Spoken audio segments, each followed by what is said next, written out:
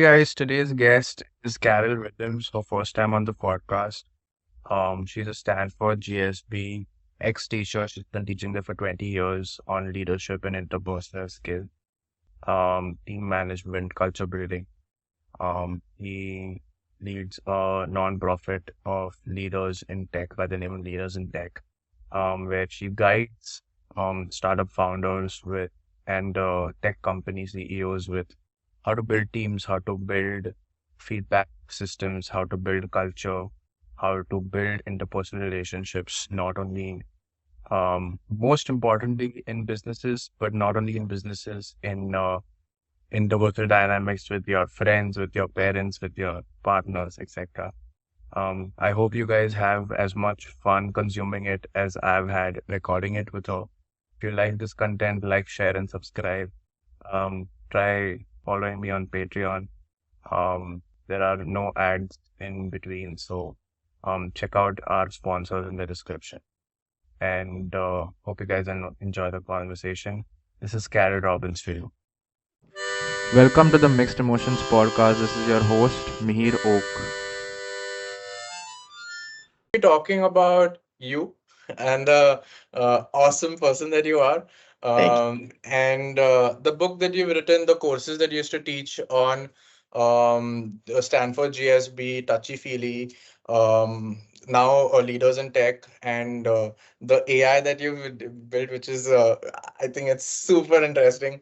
Um, First of all, welcome. Thank you so Thank you. much for finally we are at it, and after such a long time, we could get it We together. And persevered and we made it.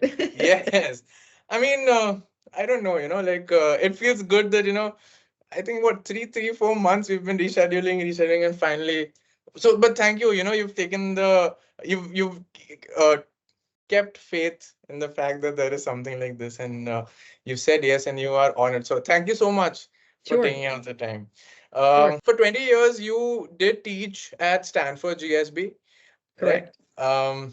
And it was called it was a leadership program, and it was more on the soft skills side of things. And it was called Touchy Feely. Can you to be very honest, it feels a little intimate, interpersonal, Yes. childish, a little childish. Why would it be so affectionately be called touchy feely? Why should people take? So let's back up. Yeah. So I taught a lot of different classes at Stanford. One of which the course is called Interpersonal Dynamics. The students affectionately call it touchy feely. Fair. And that's its reputation. It's a legendary class. It's been taught for many years, even before I got to Stanford. And then I eventually became known as the Queen of Touchy Feely, which is why I'm often associated with it. But I have a lot of colleagues who've taught it over the years. I didn't start it. Understood. It was part of the leadership curriculum at Stanford. So I was also the director of the Arbuckle Leadership Fellows Program, which was a program I started. I also taught a course called High Performance Leadership. Anyway, there were lots of courses within this leadership curriculum. And Touchy Feely is probably the best known one. And that's because thousands of students for many decades have said it was worth the entire price of tuition. And, when you go to alumni reunions, that's the course they most talked about. That's the course they say was the most useful and continues to be the most useful.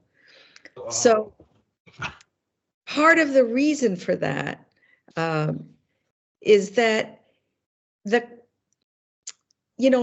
what we know from the research is that being interpersonally competent, and I'll talk about what that means, is a determinant of professional success and also of personal success.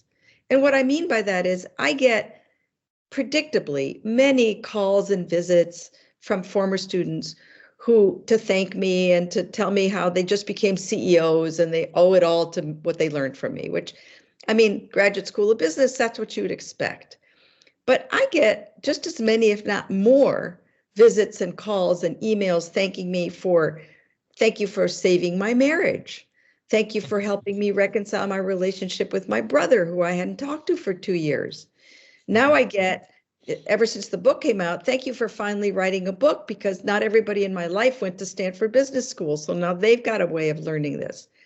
And now, little by little, I'm getting more like, oh, thank you for the AI, both from the students who took the course and are finding it a great way to get a quick reminder, from people who've read the book and finding it a very quick way to, instead of having to go through the book. What was it that you said about, they just go to the AI, they ask the AI.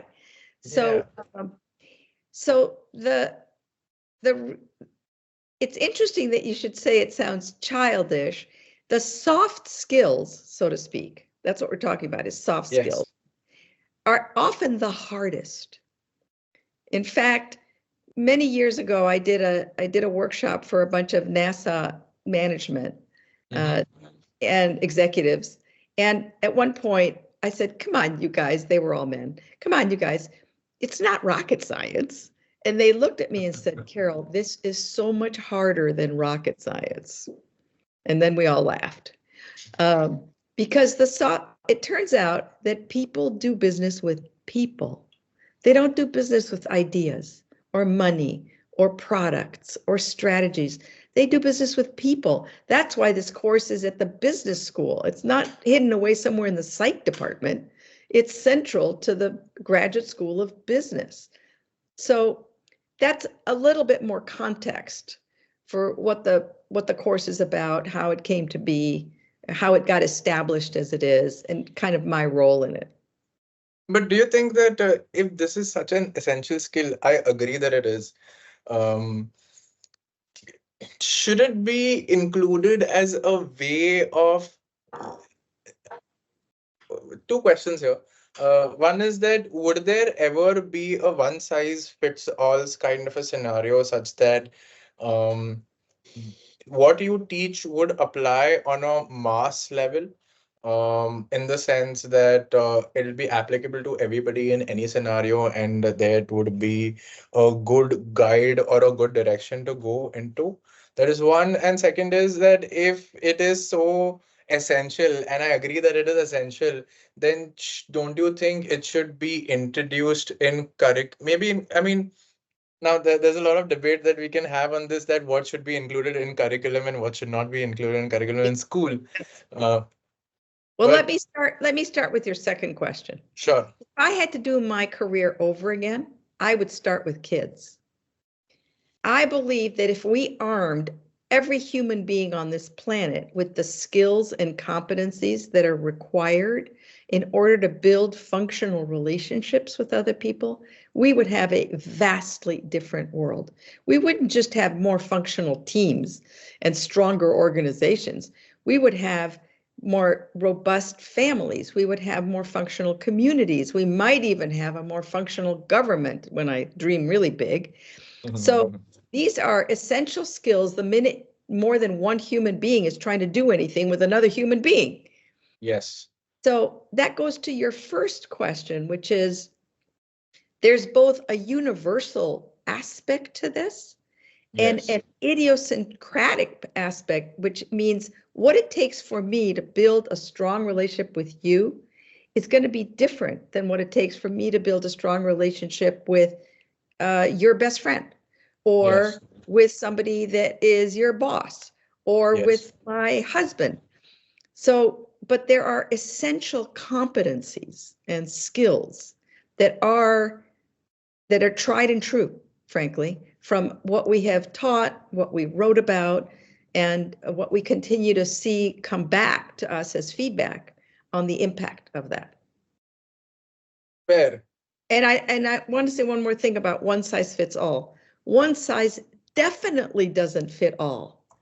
However, if we think about the components of a pair of pants, the same pair of pants isn't going to fit everybody. It's going to, it's going to have to be altered, but it's made out of fabric. Same fabric. Yes. And, it has two legs. It's a good analogy. And a waist that keeps them up. And so. Yeah, it's fair. That's a good point to Yeah, wow. I will take this in my notes. Wow.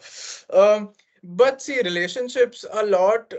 As you said, one size fits all does not mean the same answer to all problems. But the same, as you said, fabric, or the same governing principles that you could apply in different contexts. But relationships are built on trust. Trust is built on failure and success. It is built on discomfort. It is built on vulnerability. It is built on authenticity. It is built on uh, stress. Yes. Um, Or and challenge. We could use a the word challenge. challenge. Fair challenge. Okay. I mean, yeah, with context, yes. It depends on your mentality to grow. Uh, the point though is that, do you think that it's a loop, in the sense that it is always born out of a point of I had coined the question with the word stress in mind, but we will pivot to challenge. But it's a loop that, you're not able, you're never going to be satisfied with um where you are, because the idea of discomfort is very foreign. Not very foreign, but it is very uncomfortable to be comfortable with discomfort, if that makes sense. I totally Uh, understand what you're saying. Yeah. and to be okay with that is the challenge. Like, we can all say that, yeah, like, I'm very adaptable, I am very low maintenance, and I'm very this. But when stress hits you, when shit hits the fan, um and there is discomfort, it becomes a loop that, you get your So, again. so Yeah. there are a couple of words that you are very unlikely to hear me say. Okay. Always, never, right, wrong. When it Mm-hmm. comes to relationships, Mm-hmm. I rarely use any of those words. Just for starters, what's right to do with you and what might be a very good thing for me to do with you on a consistent basis might be the wrong thing to do with somebody else. That's the most important thing to first start out by. It goes back to the one size doesn't fit all. Context, yes. Let's think about this for a moment. Relationships exist on a continuum. This is central to the book that my co-author David Bradford and I wrote. Mm-hmm. Relationships exist on a continuum. At Yes. one end of the continuum is contact and no connection. Those are your thousands of Facebook friends. Those are Mhm. not relationships and they're not friends. Right. So, and also at that end is dysfunction, Right. not working.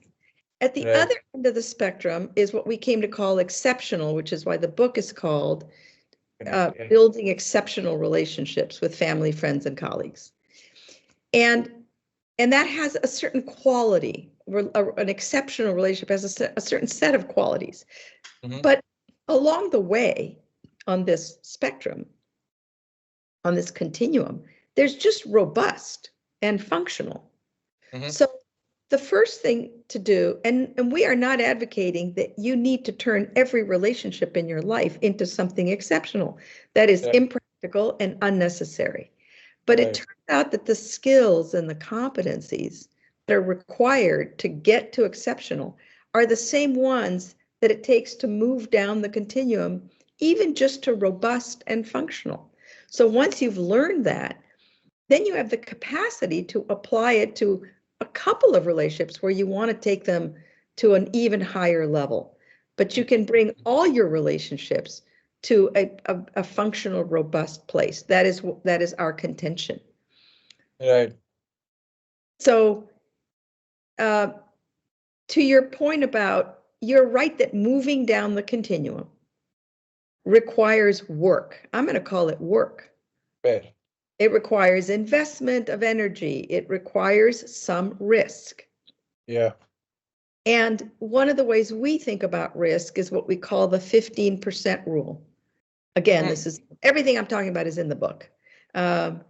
So in the 15% rule, and was part of the class, the basis of the 15% rule is that imagine 3 concentric circles. The outermost circle is, well, the innermost circle, the circle in the middle is my comfort zone. I do, and I say, I don't even think twice about it. I'm totally comfortable. Right. The outermost circle is the danger zone. In a million years, I would never say that to you. I would never share that. But there's this important circle in the middle between comfort and danger, which we call the learning zone. Because unless you step outside the comfort zone, you're not going to learn anything new, to your point. But if you get too far outside, you're going to freak yourself or the other person out, and you're also not going to learn anything new. So you have to step into the learning zone. Now, my students used to say, but Carole, the minute I'm outside my comfort zone, how do I know I'm not in my danger zone? How do I know I've stayed in my learning zone? So we came up with something called the 15% rule.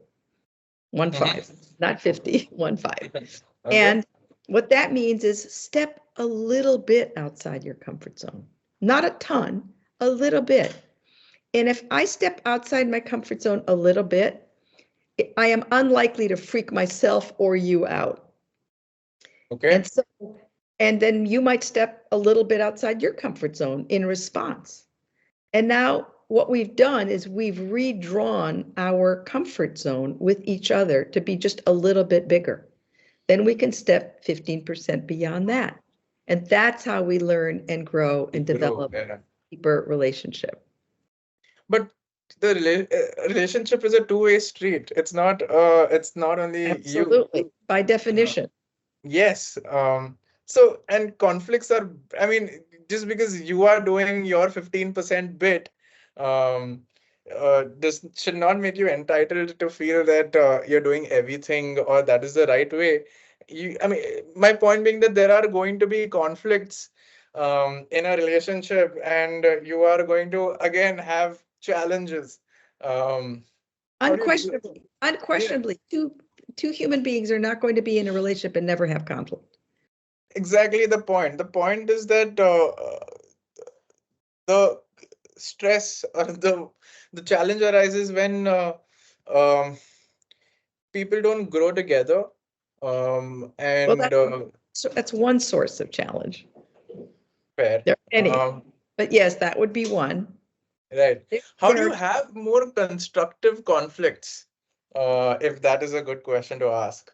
Well, we could spend the entire time talking about that.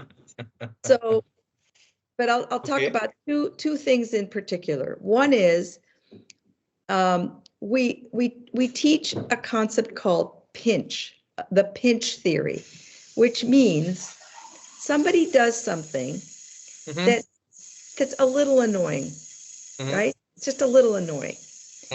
Our tendency when we're in a relationship, you do something that kind of annoys me a little bit. It's not a big deal.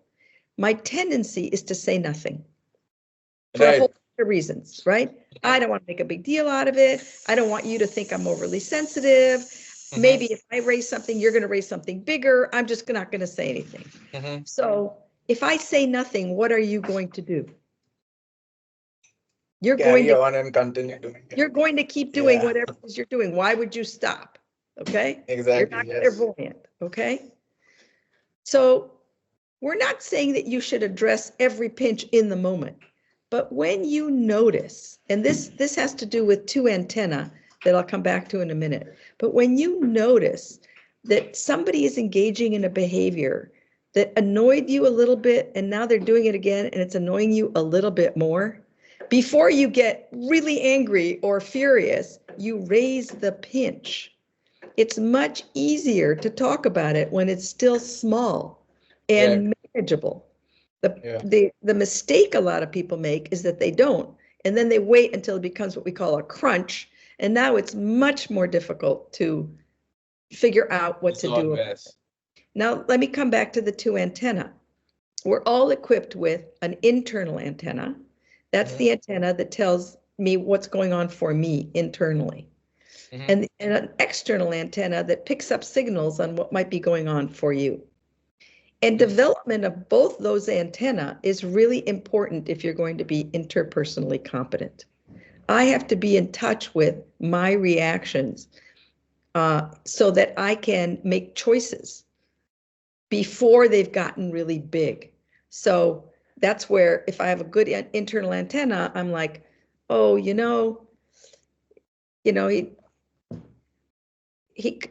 interrupted me in the middle of my sentence. I was a little bit annoyed. Then he interrupts me again. I'm a little bit more annoyed.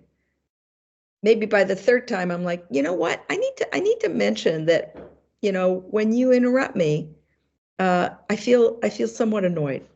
And I'm telling you this because I don't want to get mad. Yeah. I want to deal with it while I'm still just a little bit annoyed. Right. So that's one way to keep, it doesn't prevent conflict, but it keeps it from escalating. Yes. Which is what happens often.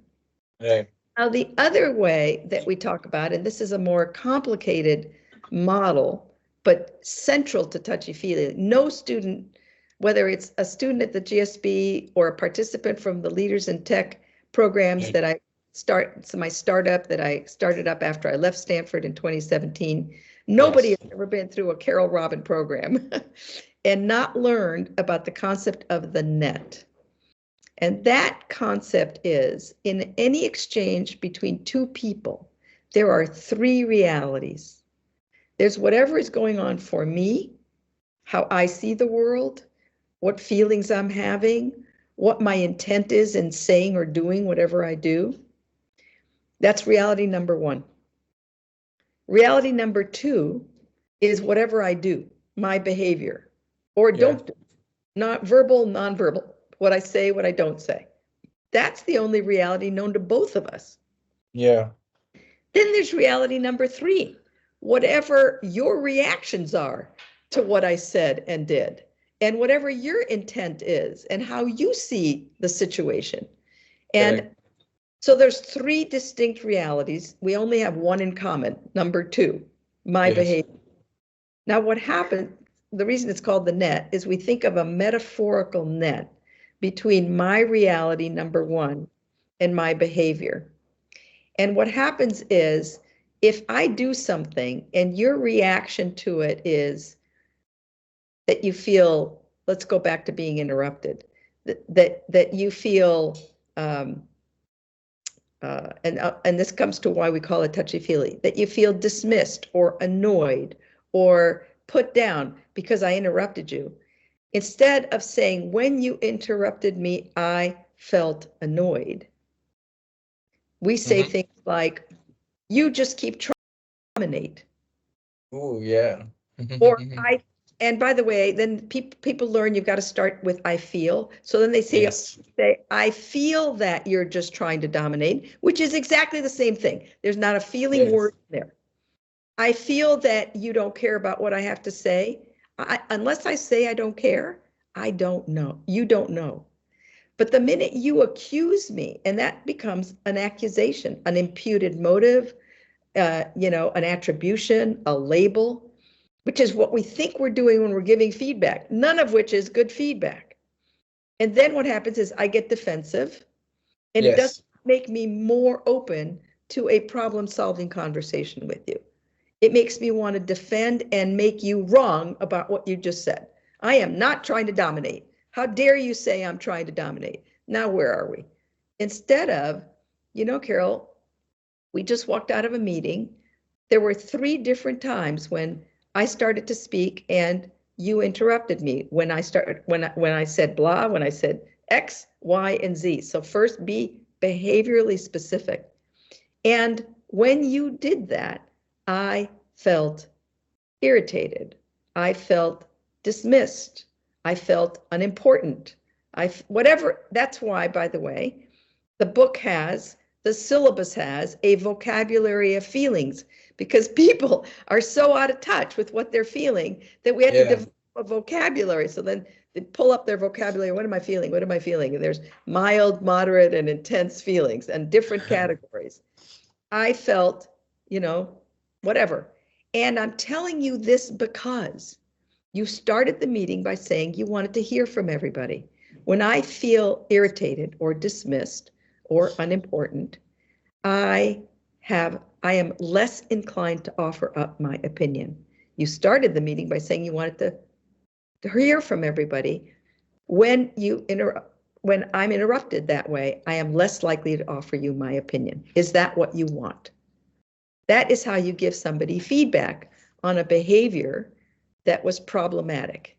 And then maybe you respond with, well, it takes you so long to get to the point.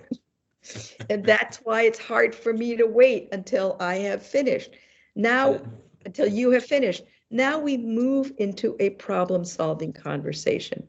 So that's the purpose of constructive feedback, to move into problem solving, not to make you wrong, not to change you, but to move into something that's more productive and a resolution, a potential resolution. But it doesn't happen the minute we're over the net. Yeah. So it's driven by emotion and the behavior that is causing the emotion of the other person. Emotion and you, behavior of the other person.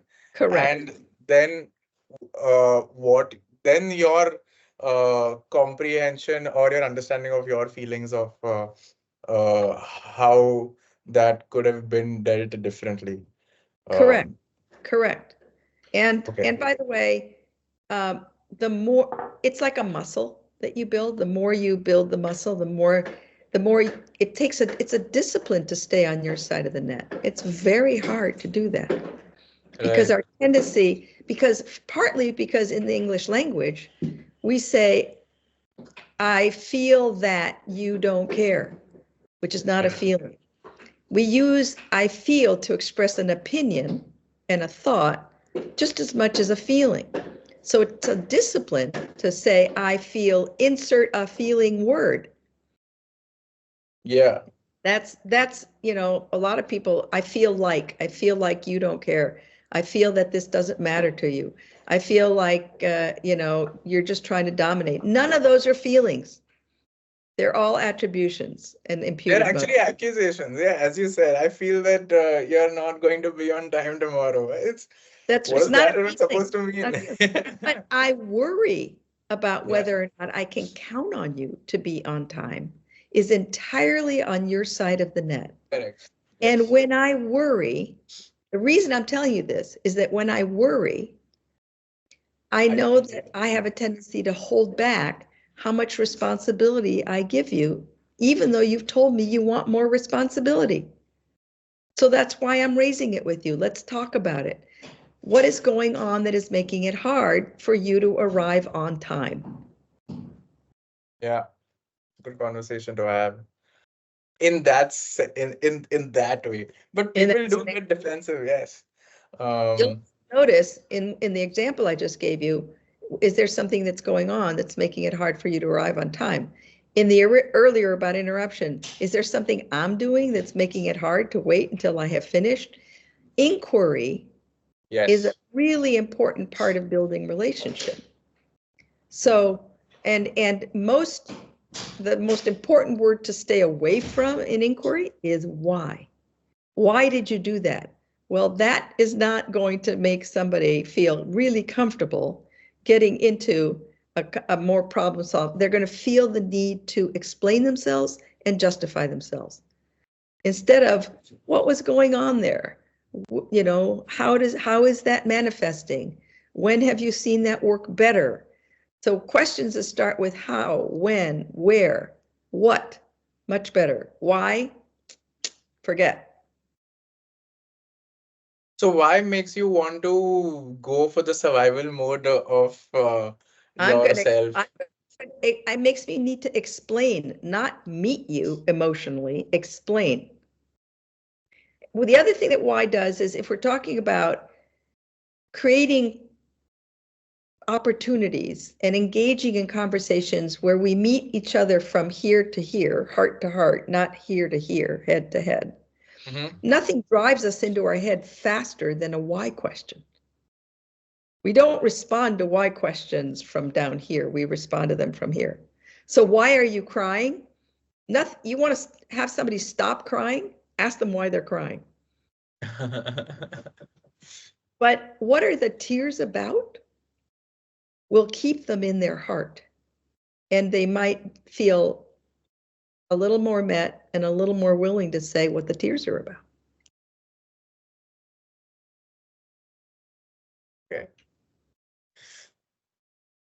This draws up a couple of questions on wh- when to open your. I mean, we're talking about conflicts and we're talking about having the conversations, the right conversations, what to say and how to say it correctly so that we get out the emotional aspect, which is what is triggering. We want to make sure that we're on the same page and we are not flying off the handle and we're not going in a direction that none of us want to.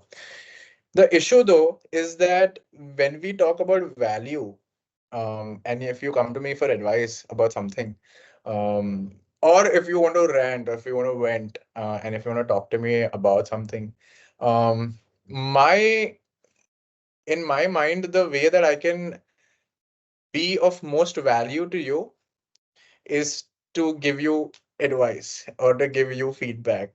In my mind, like I Yes, mean, I what? understand that. You've been socialized Yes. to believe that. That has been your experience. But if you pick up a copy of the book and you read the story of the son, of the daughter and father, Mm-hmm. because there are multiple stories in the book, you learn the concepts and the skills through these relationships through these cases. Mm-hmm. So there's um, Phil and is the dad, and I don't remember the daughter's name. All right. Make it up. Rita. Let's take Rita. But but that their biggest problem is that he thinks the only way for him to be of value and service to her is to give her advice. She doesn't want advice. What she needs is to feel met emotionally. Just meet me. Just tell me that you understand my feelings and you can relate to them. Don't, because advice is going to drive me right out of my feelings. So if I'm venting and the reason I've come to you is because I want to talk about my feelings and all you're trying to do is talk me out of my feelings, that's not going to make things any better. The issue though is that, as somebody who I would say, like, I'm close to somebody, I mean, in the sense that I would want to help them. I don't want to leave any stone unturned on my side.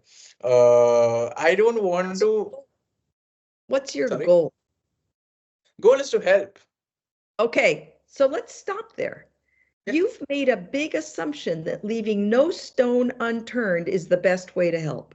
That is an assumption. You don't know that to be true. If you want to Yeah. help me, Mm-hmm. and all I keep getting from you is, why don't you do this? Why don't you do that one? You will have done the exact opposite of helping me. You will have just irritated the hell out of me. Mm-hmm. In fact, cute story. Many years ago, I've now been married almost 40 years.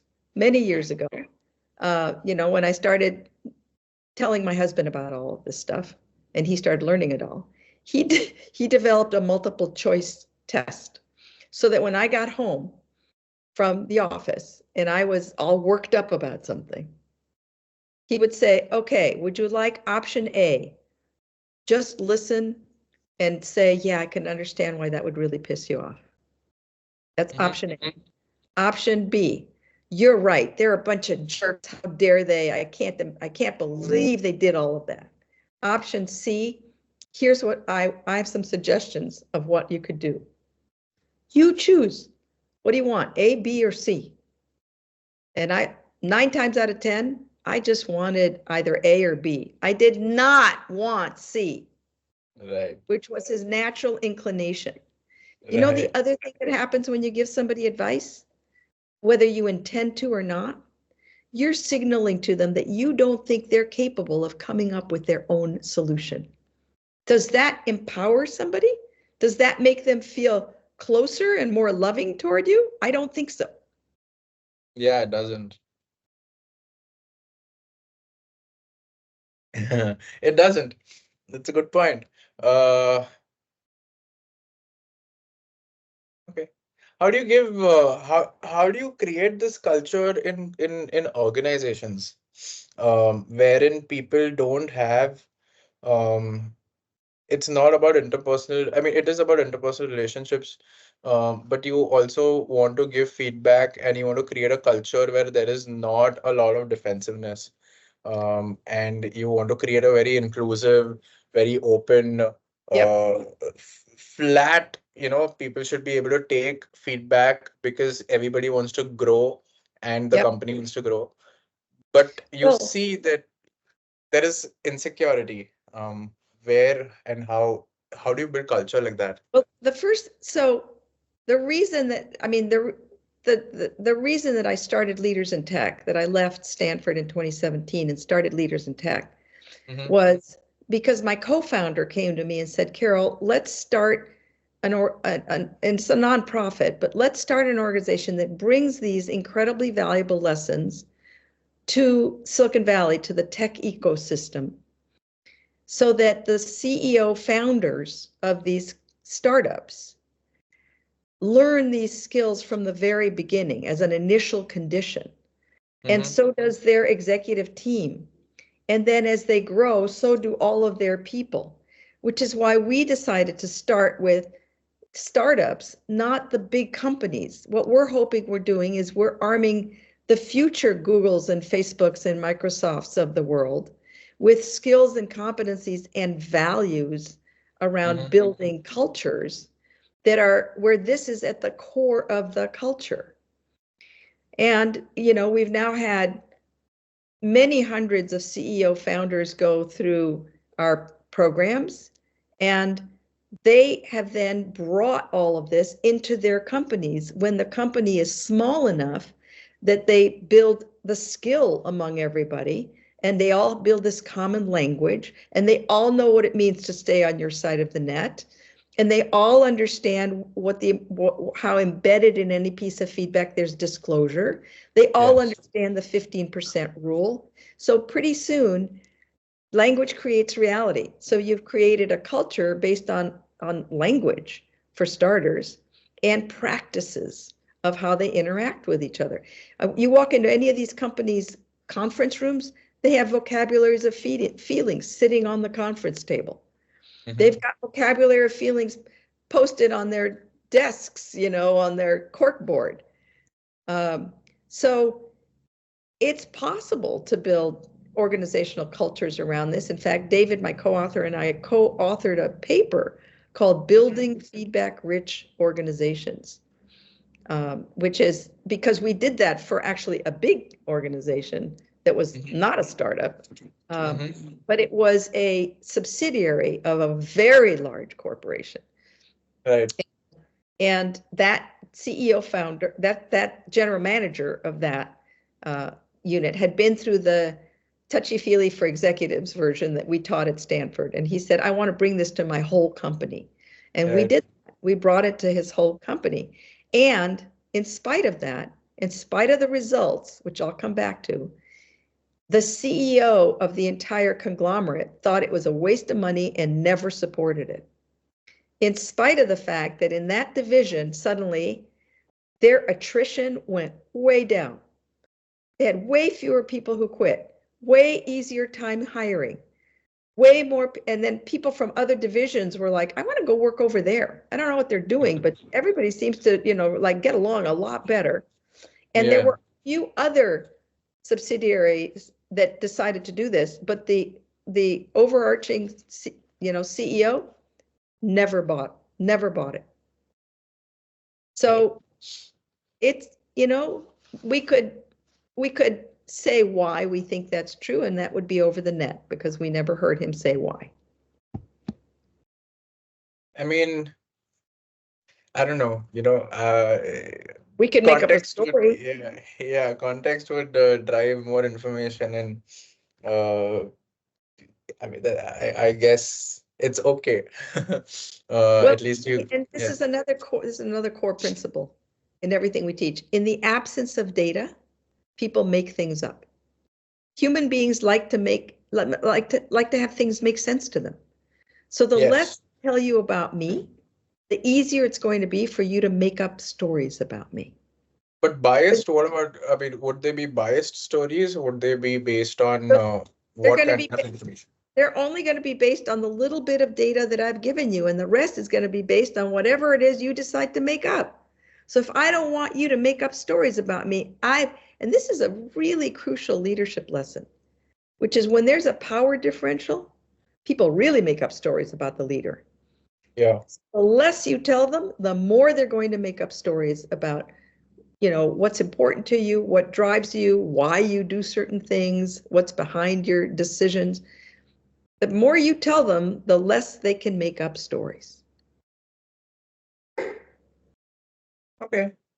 I've read about your AFOG philosophy. Yes.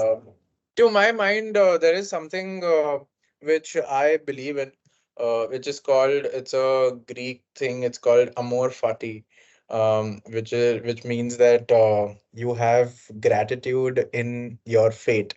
And it is little similar to this AFOG. Do you want to go ahead and explain? AFOG. I call it an Yes. AFOG. Yes. So an AFOG stands for another effing, I don't want to offend anybody, opportunity for growth. Yes. So one way to view things that don't go the way you want them to go, Yes. disappointments, people Yes. behaving in ways that are just, that are making things difficult for you, things turning out really differently than what you had hoped or wanted. They're all the opportunities for growth. That's the OG part. And the another effing is, oh my God, really? Another? So I'll give you a perfect example of one. I am almost 2.5 years into long COVID. Yes. And it manifests for me with a lot of fatigue, a lot of unpredictability with with regard to how much energy I'm going to have at any given moment for anything, a lot of uncertainty about whether or not I'm going to be able to meet my obligations, a lot of very last minute things that I end up having to cancel or change. And anybody who hires me to do a piece of work for them or agrees to do wants to have me on their podcast knows that I might have to just say, I'm sorry, I can't. I can't now. Now, I'm very grateful, and I think I've been very lucky that it has not cost me professionally, in that maybe I had enough of a reputation, maybe people wanted me enough that they're willing to put up with that.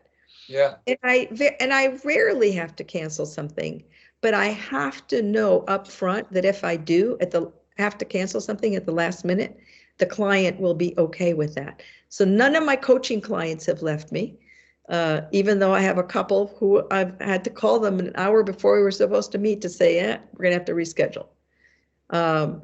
And the other thing that I've learned, and this is the opportunity for growth. So before I got long COVID, I was one of those people I was the Energizer bunny. my battery never ran out. And I was the last person out of the bar at night. I was the first person in the gym every morning. I could go 14 hours straight and not bat an eye. So needless to say, it's been a tremendous adjustment for me to have to pace. So one of the things that I've learned is I can't commit to anything that's more than an hour and a half at a time, because then I pay for it. So when somebody wants me to do a workshop for them, a podcast for them, I'm like between an hour and an hour and a half, and that's going to be it. And I know that I have to meditate for at least a half an hour or 45 minutes before we start, and I will have to meditate for an hour after we're done, just to regulate myself and recharge my batteries enough to continue with my day. And the intention is there. I mean, you have intent to do that.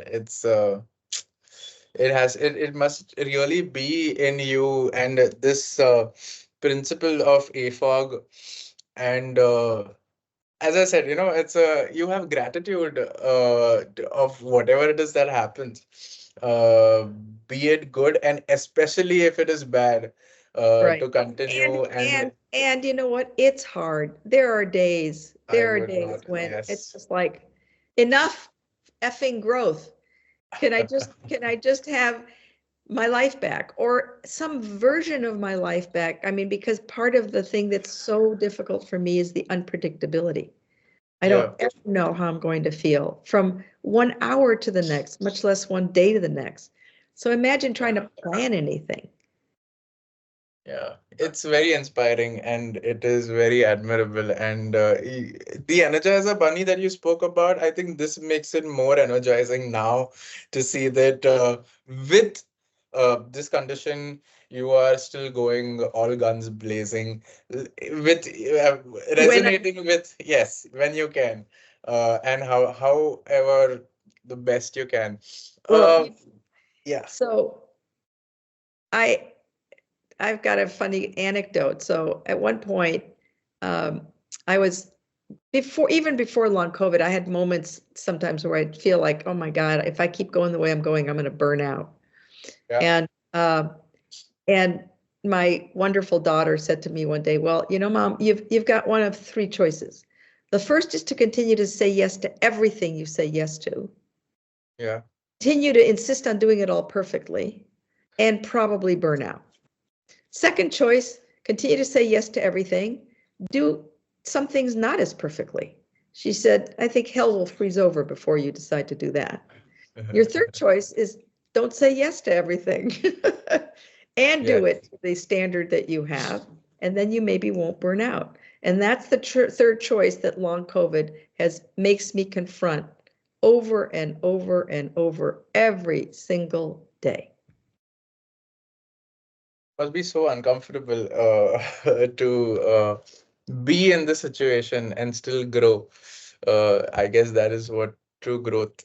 AFOG, the way that yeah, if it was easy, it wouldn't be effing. Yes. Tell me, why do you like? What has driven you to do this? Why do you start teaching? Why do you get into this field? Not only of academia, but of bettering interpersonal relationships. Well, yeah. Well, you know, I'll start with the end, which is I believe I was put on this planet to help people learn how to connect better. That's why I'm on the planet. I didn't know that. I didn't always know that. I've known that for quite a few years now, which is what continues to drive me. Mm-hmm. Because again, I believe with every fiber of my being that if we had a critical mass of human beings on this planet, mm-hmm. armed with these skills and competencies, we'd have a vastly different world. So that's my mission in life. Now, how did I ever even realize that was my mission in life? It's not like I woke up when I was 10 years old and said, this is what I'm going to be about, right? I had 6 careers before I ever got to academia. Wow. One of my early careers, I was in sales and marketing, and I was at an offsite with my team, and I got really worked up about something we could do. By then I was running a $50 million region. I had, all of these managers that worked for me. They were all still men because this was a very male-dominated industry. Yeah. I finally fixed that, but not at the moment of this anecdote. Anyway, I'd been there for 10 years, and I'd gotten a reputation for being a real hard-driving, leave your feelings in the parking lot, just task manager. And it had served me really well because I kept getting promoted, I kept getting results. Yes. And I'm at an offsite and I get a little worked up and no reaction. And I get a little more worked up, no reaction. And finally, one of my guys leans in like this. He says, Carole, is that water in the corner of your eye? Oh my God, are you gonna cry? Then he says, are you human after all? Are you human after all? Then I burst out crying. And I said, you don't think I'm effing human? I did use the full expletive, but again, I don't want to insult anybody. And I took our agenda, I ripped it up. I said, I don't think there's anything more important for us all to talk about for the next 2 days. And we spent an offsite talking about who we were, why we were there, what we wanted from each other. what was important to us, and what we wanted to create together. To this day, that was, I'm now 70 years old. That was 40 years ago. And in that moment, I know that was the day I became a leader. And that was the day we all became an unstoppable team.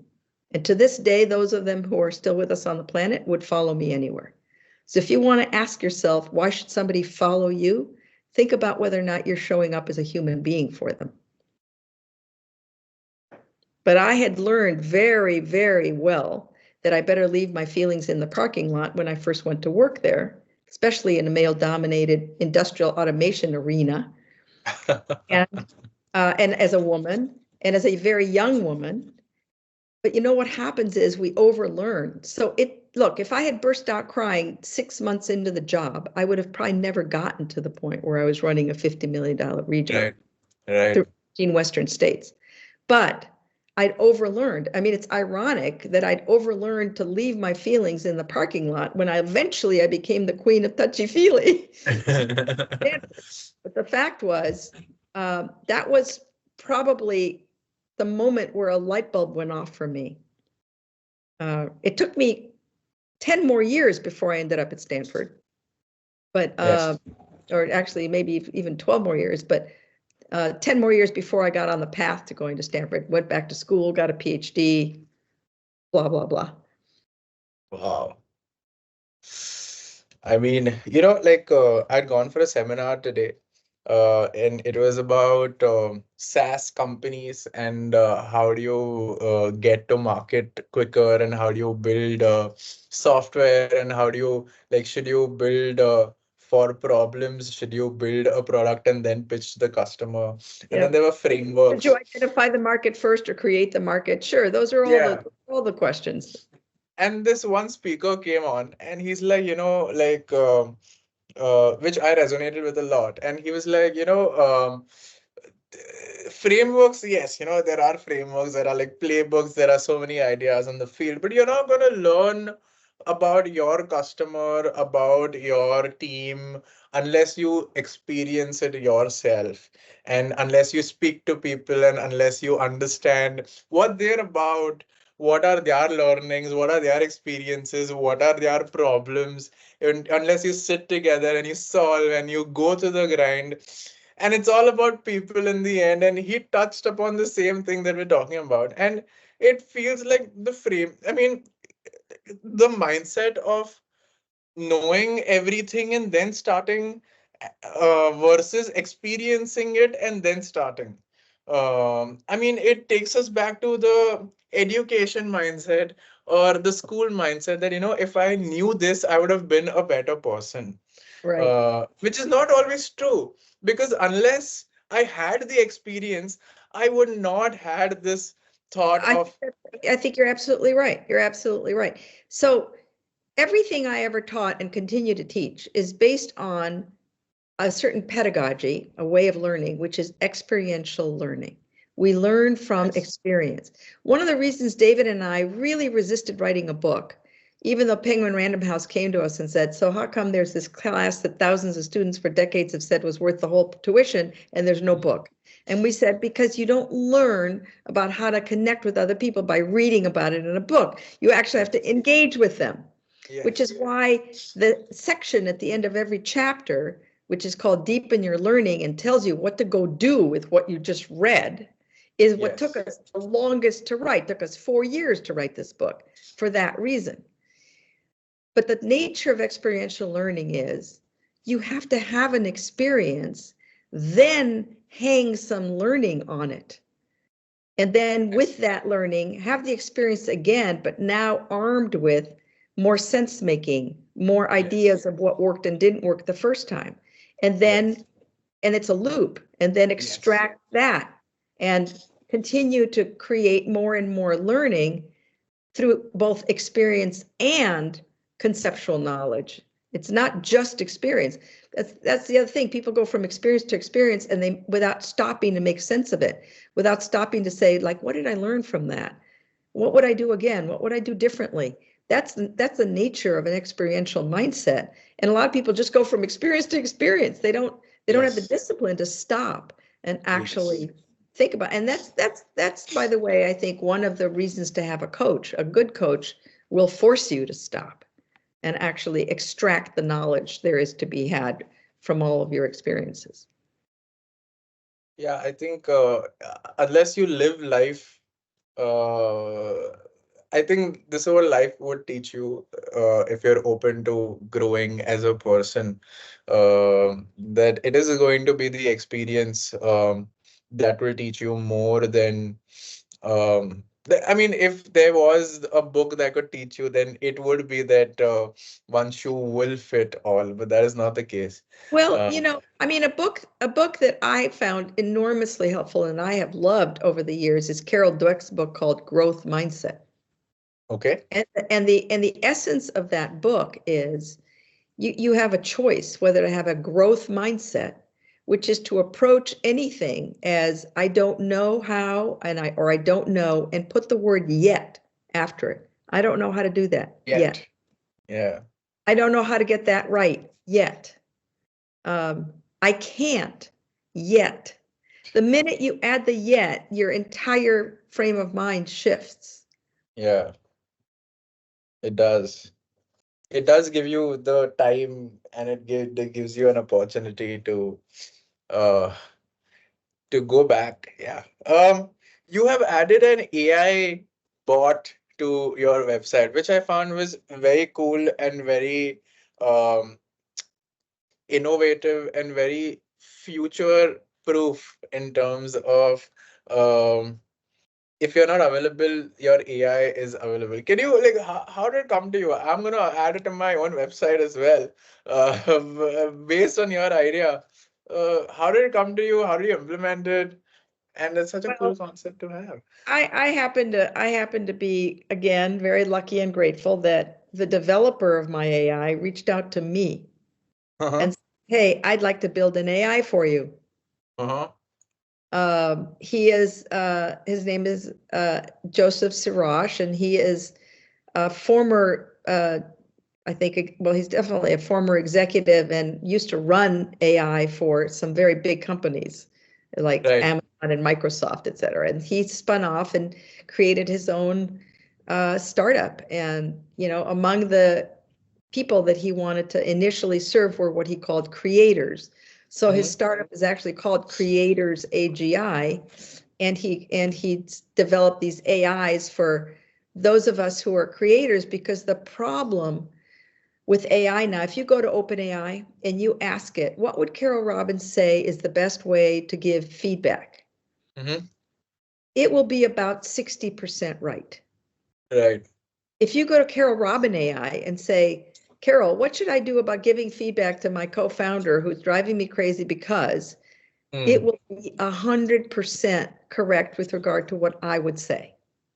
Because the only thing the Carole Robin AI has been fed is my materials, my book, every paper I ever wrote, every lecture I ever gave, every podcast I've ever done. So you want the as close to Carole Robin as you're going to get virtually. You go to Carole Robin AI. You don't go to an open AI. Wow. Okay. I mean, okay. Wow. I mean, that is it makes you omnipotent. I don't know about that. I don't know. I'll tell you why I agreed to do it. The reason I agreed to do it is that what I wanted to do is I wanted to basically democratize my knowledge. It's very, very low cost. In fact, you could do the app online for free for the first 6 months. And the online version is, I don't know, very inexpensive. It's, under $10.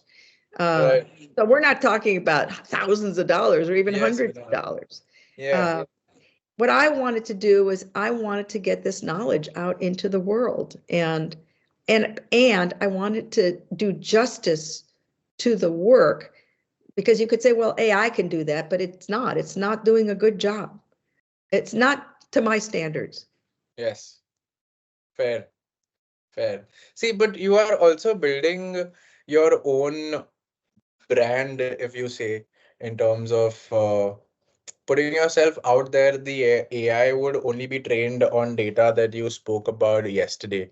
Any new thought that would come to your mind is not actually going to be trained on the AI, or the AI is not going to know until until I give it to it. So we're until you updating give it. constantly. Right. My point is that on a personal note, if you don't have AI with you and you have to create a personal, I mean, ideally, one should create a personal brand in this era where everything is connected and everybody knows about everybody, and information is so open and free and accessible and so close by. Uh, how should one look at it when creating it? What's the ideal sense of, in terms of core, in terms of non-negotiables, in terms of your core conscience? How should somebody go about it? Is it really necessary to put yourself out there? If it is, then That's too broad a question. It depends on what your goal is. My goal was to put more of what I have done for thousands of people yeah, in the world so that I could do it for millions of people. That was my goal. So it right. did, but not compromising the quality. So it depends Yes. on what your goal is. If I also did not care about monetizing it, right? So if Yes. That was going to be my next question. That such a cool thing. Yeah, it's not monetized, you know. because that's It's not very what nice. drives me at this point in my life. What drives me at this point in my life is giving more people an opportunity to learn. I mean, if somebody came to you and said, I've got a manual, I've got a user's manual for how to live your life more meaningfully and more with more fulfillment because you've got stronger relationships with the people you really want to be in relationship with. Why would you not avail yourself? I've got a free user manual. Why would you not avail yourself of it? Yeah. In that case, then what do you think is the purpose of life that we all have? Uh, what do you think is it, in your I, opinion? I can only say what the purpose of my life is. I don't pretend to for a moment think that I know what anybody else, the purpose of anybody else's life is. I think most of us struggle with the existential dilemma, Mm-hmm. which is, why was I born to suffer and die? Uh, Mm-hmm. and, what matters? And every one of us has to find the answer to that question. What most matters to me? Uh, Yes. and and and just because something else matters to someone else, good for them. But if that's not what matters to me, then it's not what matters to me. And if what matters to me isn't what matters to someone else, oh well. It's the hero's journey, the finding your own sense of purpose and what you believe you were put on the planet to do is your own hero's journey, every single one of us. And don't forget, I'm old. Not that old, but I'm old. Way older than you are, and way older than maybe a lot of the people who are going to be listening to your podcast are. So Yes. I have the benefit of having lived many more years. If you had asked me, well, I don't know. I've known this was what I was put on the planet to do for quite a while, probably for 30 What was years. it? What was it when you were 30 years old? Let's go that way. To prove competence. Hmm. What was important to me was that I be taken seriously, that I prove my competence, that people Hmm. see me as credible, especially as a woman in a hugely male dominated industry at that point in history. I was the first woman hired into a non-clerical job in 1975 at the world's largest industrial automation company. So believe me, at that point, my purpose was to prove that women could do just as well as men in that environment, and to forge a path for women in the future to have an easier time.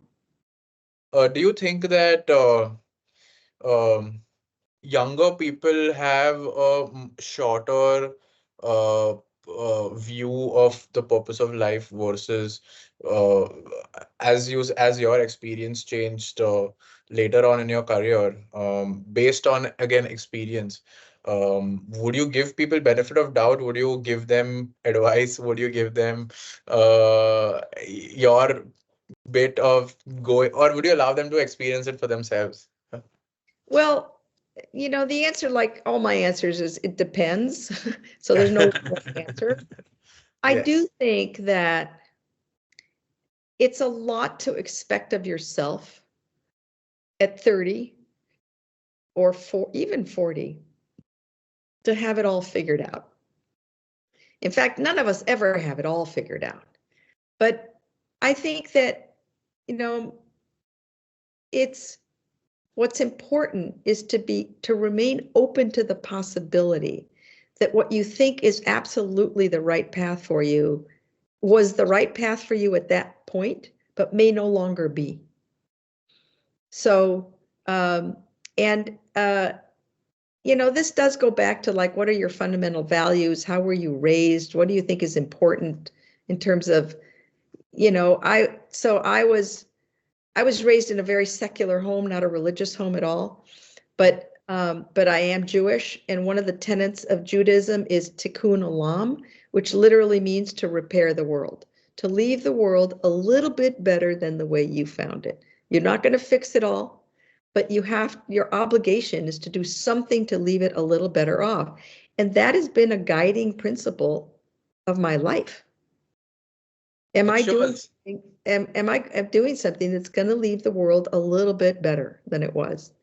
And a little bit better than it might have been had I never lived. That's all. It shows. Yeah, it's the work that you do and the inspiring and it's so cool. I'm grateful. Thank you so much. You've given me your time to to to give us what is inside your mind, and to showcase that that interpersonal relationships are not the hardest thing to uh, pretty easy. Once you get it right, you have to do a couple of things to get it right, but it is not that hard. It's not rocket science. It's not rocket science. It's not rocket. On that note, Carole, thank you so much for gracing this, and you've given me a lot of your time. Uh, I'm really grateful that we have had this opportunity. If we could, we should definitely have another episode. I will come up with more questions where we could go more corporate into. Thank you so much. It was a pleasure to talk to you. You have a lovely rest of, I guess, your evening, right? It's late for you. It's actually in the morning. It's 2 o'clock in the morning. Oh, it's 2 o'clock. Well, have a good sleep whenever it is you get to it. I will do that. Thank you so much. Take care of yourself. Take care of yourself. Thank you so much for tuning in, you guys. If you like this, then you can hit the like button. The algorithm likes it, gives me more views, and maybe I can contemplate on keeping this channel for free for you to see. If you hit the subscribe button, the algorithm likes that as well. But unlike the like button, this is more useful because you'd be actually notified by every time we do drop a video on this channel. If you have any complaints regarding the content that we drop, or the questions that we ask, or you want to give us any suggestions with questions or people that you want us to interview, we have added a feedback form in the description. You are very welcome to fill that up and let me know. If you hated this content and you do not want to see my face ever again, and do not want to share it with anybody, and do not want to refer this kind of content with anyone, then until you do tune in to my next episode or my last episode, or you do tune in, I would like to wish you, in Truman Burbank's very own words, good afternoon, good evening, and good night. Cheers.